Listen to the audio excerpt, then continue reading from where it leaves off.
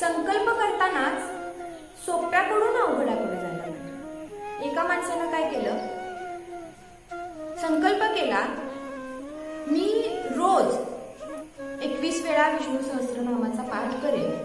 संकल्प केला का, नवीन वर्षाचा संकल्प. जमणार आहे का? 21 वेळा विष्णू सहस्त्रनाम म्हणायचं असेल तर जवळजवळ 1.5 ते 2.25 तास नक्कीच लागणार वेळ, बरोबर. मग एक दिवस सुद्धा त्याला 1.5 ते 2.25 तास वेळ काढून 21 वेळा विष्णू सहस्त्रनाम म्हणायला काही जमलं नाही. मग ती गोष्ट जमत नाहीये असं म्हणून त्यांनी तो संकल्पच सोडून दिला. हे त्यांनी करताना संकल्पच काय केला, मुळी चुकीचा केला.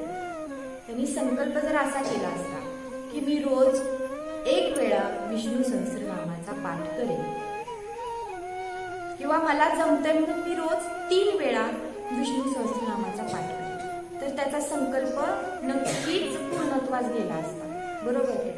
करतानाच असा संकल्प करायला पाहिजे जो आपल्याला पार पाडता येईल.